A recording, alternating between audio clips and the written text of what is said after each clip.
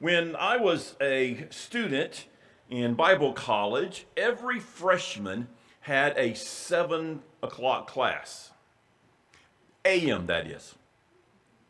And I'm pretty sure I had a 7 a.m. class my sophomore year too.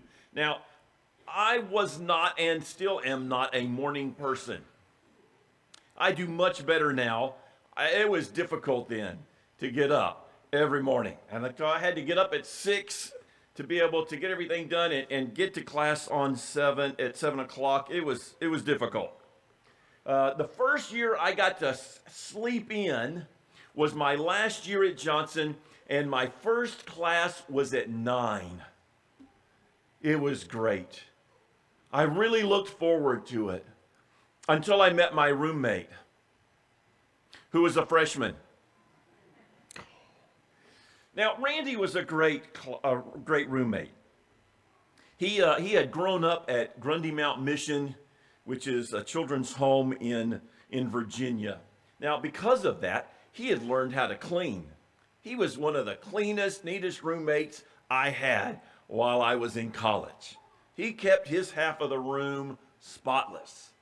But growing up in a children's home, he had about 5 or 6 roommates, and he learned to sleep through anything, including his alarm clock,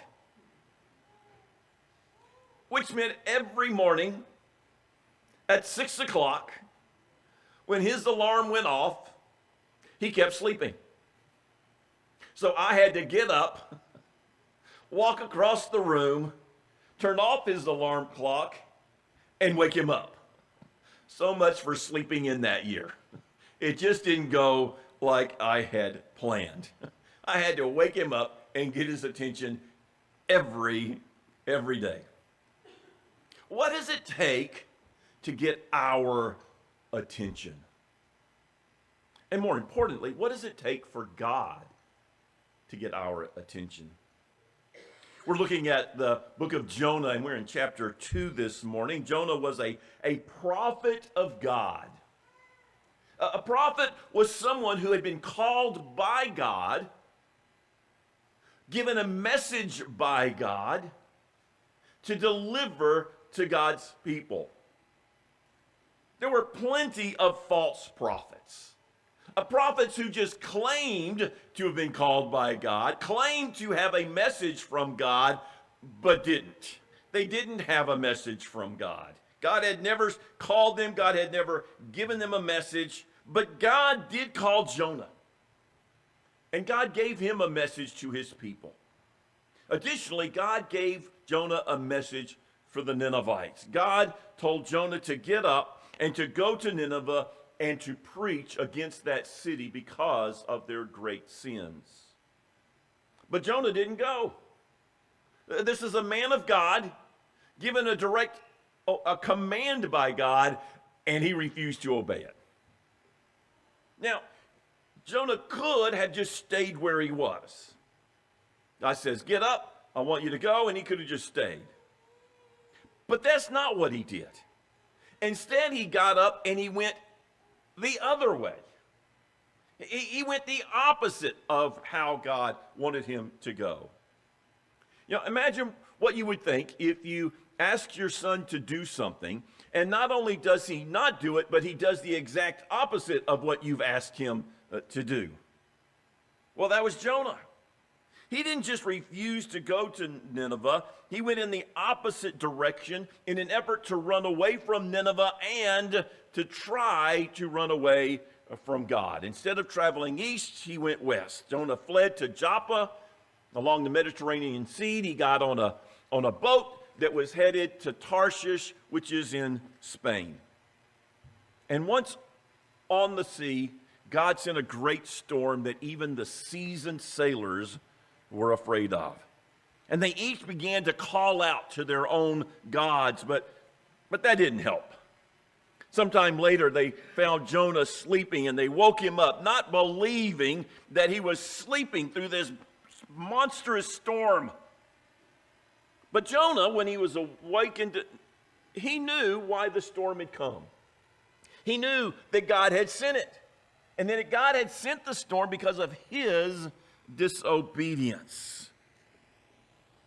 And so they ask him to start praying, but he's not interested in praying. Then the sailors ask him, what should we do to stop this storm? And do you remember what he said? Well, what he didn't say was, turn the boat around so I can go and preach to the Ninevites. That's not what he said. Nor did he pray and ask God, Lord, what should I tell these sailors to do to save our lives? He didn't pray. Instead, what he said was, throw me over the ship. Throw me into the water.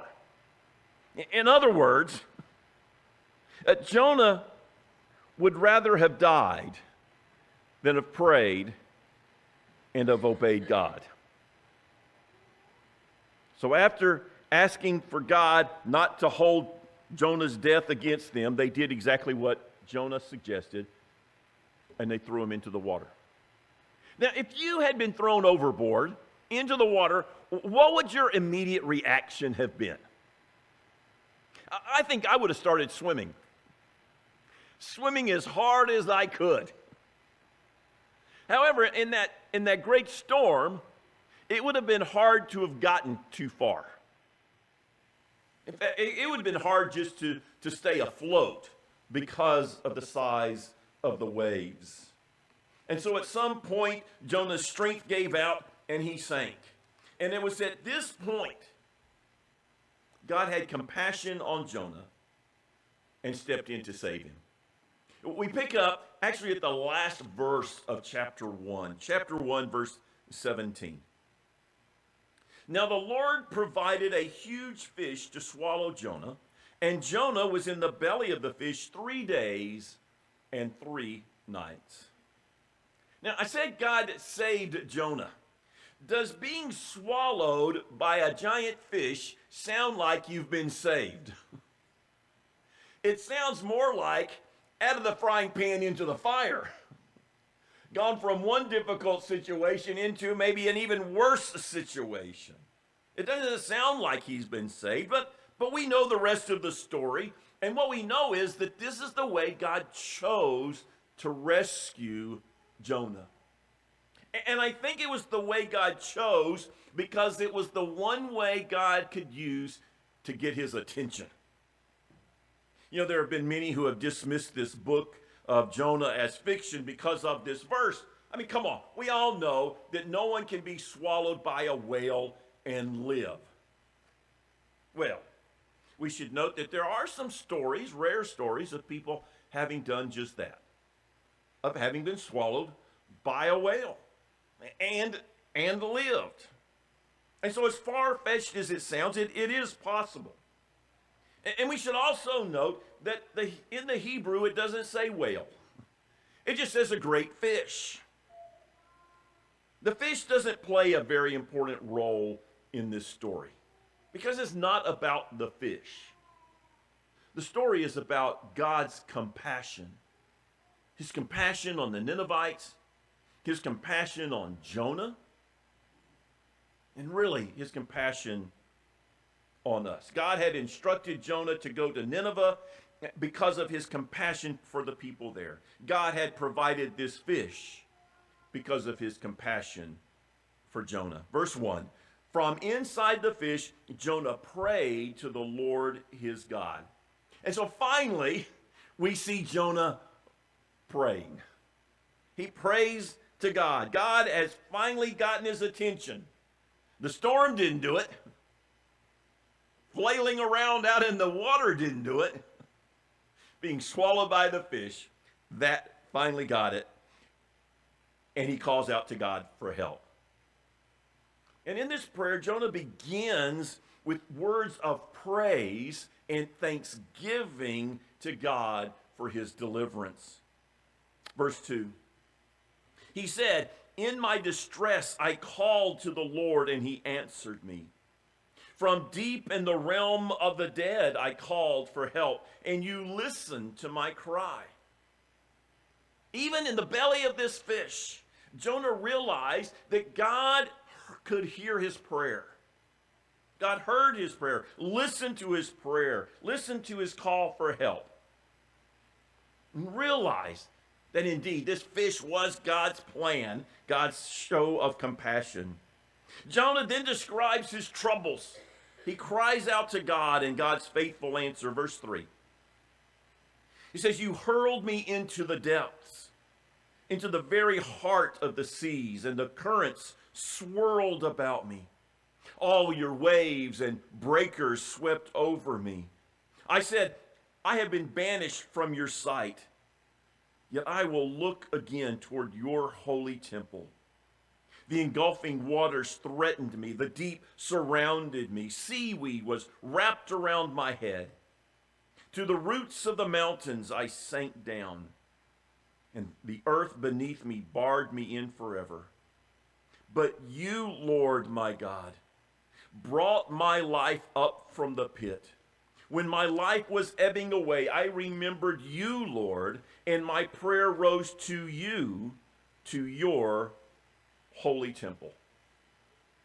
Now, Jonah knew that it was the sailors who had tossed him in the water. He's the one who told them to throw him overboard. But he also realized that God was in control the whole time, that his life was in God's hands.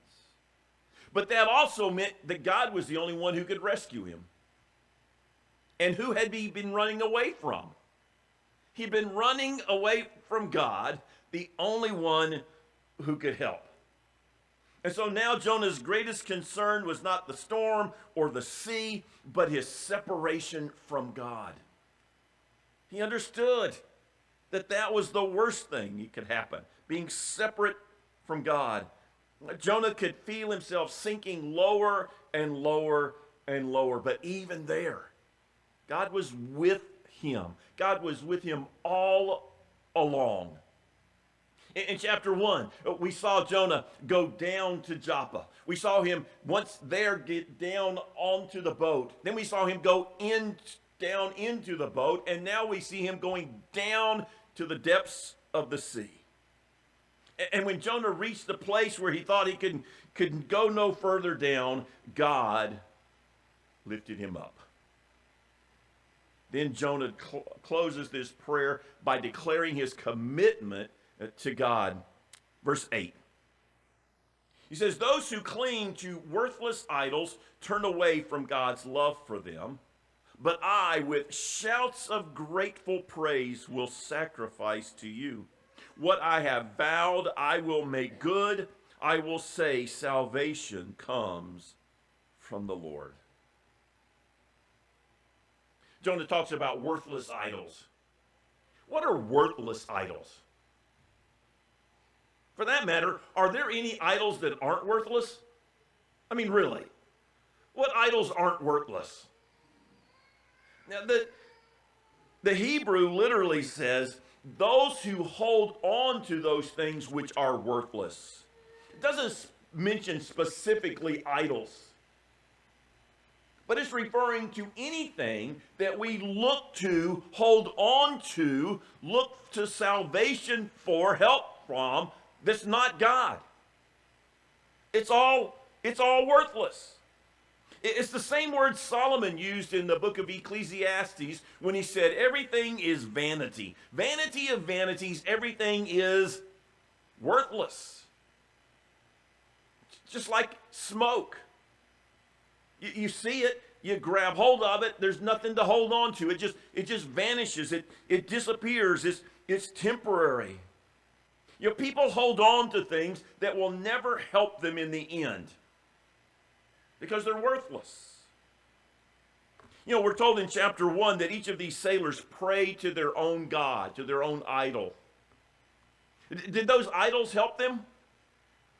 It didn't matter what they were made of. Wood, stone, even gold. They're out there in the sea. Those are worthless to help them. Now, we don't have carved idols that we bow down to. I don't think we do. But we still have worthless things that we hold on to. We believe that the things of this world will help us, rescue us when we're in danger. We need insurance. We're required to have insurance. But insurance isn't going to rescue us. We should have a retirement plan, but a 401k is not going to be our savior. Nor are we to trust in a government agency, but in God. When we trust in those things rather than God, what we end up doing is turning our backs on God, who is the only one who can actually rescue and deliver us. So Jonah declares his commitment to God. I'm not going to hold on to these worthless things that can't actually deliver me. I'm going to hold on to God, and I'm going to fulfill the vows that I've made to him. Now, we're not told what those vows were, what those promises were, but he says, I'm going to keep my promises to God. Because Jonah knew his salvation comes only from God. And then verse 10. And the Lord commanded the fish and vomited Jonah onto dry land. Just a picturesque way of telling us the fish spit Jonah out onto the shore. Now, some have speculated what Jonah may have looked like after 3 days in the belly of a fish. Or maybe what he smelled like after 3 days in the belly of a fish. In the next chapter, we'll see God speaking to Jonah for a second time about going to Nineveh. And this time, Jonah finally obeys. It only took a terrible storm and spending 3 days in the belly of a fish for God to get Jonah's attention. What does it take for God to get our attention? We often think of Jonah being swallowed by a whale, but again, the Bible just says that it was a large fish. The Jews were not known for their sailing ability. They just weren't people of the water. And they didn't have the scientific knowledge, biological knowledge that we had to know the different varieties, kinds of fish, animals living in the sea. And so if it swam, to them it was a fish. So we don't know what kind of fish swallowed Jonah. It could have been a whale. It could have been a fish. It could have been a leviathan that's mentioned in Job chapter 41. All we know is this large animal swallowed Jonah, and 3 days later it spit him out. In the animated film Pinocchio, Disney imagined Geppetto in the belly of a whale, and it was quite spacious. There's room for a desk, a bed, even a fire to keep him warm. I don't think that it was that spacious for Jonah. I think it was probably pretty tight, right? Not even enough room to turn over. Whatever it was like for Jonah, it was not like that. Again, I think it was pretty small, and it probably didn't smell very good either. Someone had suggested that I put a few dying fish around the room, just to help us imagine what would have been like. But I think we got the picture. You've been to the water, the lake, the ocean. You probably smelled dead fish. You got the idea. Have you ever thought that this fish that swallowed Jonah was a gift from God? God could have rescued Jonah and gotten him to shore in any number of ways. In Acts chapter 8, Philip baptized the Ethiopian eunuch, and they came up out of the water and were told that Philip just disappeared. The Ethiopian never saw him again, and that Philip just reappeared miles up the road in Azotus. God could have done the same thing to Jonah. He's in the water, and then he's on shore. God could have had a bird come pick him up, drop him on shore, or just had the water wash him up on shore. God could have done anything. We could think of a number of ways God could have rescued Jonah that didn't involve getting swallowed by a fish. And yet that's what God used Because God knew what it would take to get Jonah's attention. Even after Jonah disobeyed God and ran away from God, God knew what it would take, and that's what he used because God had compassion on Jonah. You think of the measures that God took to get the attention of other people in the Bible. Moses was out in the wilderness taking care of his father-in-law's sheep, and he sees this bush on fire but not burning. And so he's attracted. He got Moses' attention. Moses walks over to it, and God begins to speak to him. God called Samuel when he was still a boy. Samuel was asleep, and God called to him, Samuel, Samuel. And Samuel wakes up, and he thinks it's the high priest Eli calling, so he runs to go talk to Eli. I didn't call you. Go back to sleep. Leave me alone. 3 times that happens before he finally realizes that it's God calling to him to get his attention. Other times, God simply appeared in a dream or a vision, like he did with Joseph. After he found out that Mary was pregnant, he was going to divorce her. God spoke to him in a dream. I like those. Don't you? Those are easy, simple, pleasant ways for God to get our attention. But that's not what it took for Jonah. When thinking about this subject, I can't help but remember my father. And I've told his story before. But he was left a quadriplegic after a motorcycle accident. He lived for the next 7 years. All he could do was move his right elbow. You wouldn't wish that on anyone. But looking back, I can see how God used it to bring my father back to him. Before he died, my parents, who had been divorced for more than 15 years, remarried. Before he died, he dedicated his life to Jesus. I never knew much about my father. I knew him, but I didn't really know him. I didn't have any relationship with him before he died. I look forward to getting to know him in heaven. None of that would have happened if it had not been for that accident, because that's what it took to get his attention.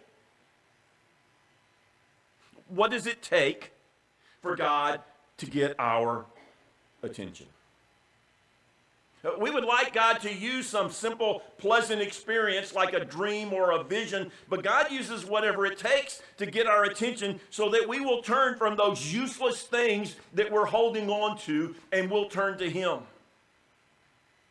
What does it take to finally get us to listen so that we turn from whatever it is that we're living for and start living for Him? Put Him first in our lives. We may not be running away from God, but that doesn't mean we're living for God either. Chuck Swindoll shared a story. He said that scientists studied a native tribe in South Africa who members of the tribe had been dying prematurely for generations and just didn't understand why they were dying so young. And after a thorough investigation, the cause was found. There was a disease that had been transmitted by an insect that lived inside the walls of their huts. And so with this new information, they presented this tribe with some options. One option is they could just move to another area that didn't have these bugs. Problem solved. Or they could just tear down their huts and start again without the bugs. Problem solved. Or they could spray the walls of the huts with something that would kill the bugs. Problem solved. And what did these villagers decide to do? Nothing. Nothing. They had 3 options. Choose one. They chose nothing. It's hard to understand why these people who knew they had a problem, were presented with an easy solution to the problem, would do nothing about the problem, even though it was causing such great difficulties. We wonder why they wouldn't just build another house, allow someone to spray their houses. It doesn't make sense. But there are things that we're doing in our lives that don't make sense either. Not putting God first. Not meeting with God on a regular basis to read His Word and to pray. One Bible teacher stated, I think a lot of people have shallow relationships with the Lord or shallow relationships with their Bible. We make it about ourselves. Because we're so narcissistic, we can't get our head out of ourselves to see God and who He is. What God does is everything we are searching for in this world. He is everything we're looking for to solve our problems, our doubts, our fears, and our depression. All those things are only found in Him. Jesus is everything we're searching for. Does God have your attention? Are you listening for His voice? Or are you holding on to some worthless thing that can't offer you what you truly need? God wants to get our attention. Everything that we need is in Him. This morning we're going to have our invitation song, and we invite you to come if you have never made that decision to follow Jesus.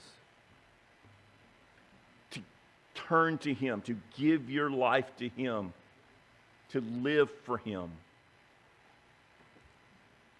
But also encourage you to evaluate your own life. Is Jesus the center of your life? Now, not just a part of your life. You know, I go to church on Sunday, of course, it's important. But is He important every day of our lives? Is He the focus? The main thing? Or are we holding on to some worthless thing that will never give us what we really need? We're singing our closing song, our invitation. Won't you please stand and won't you come as we sing?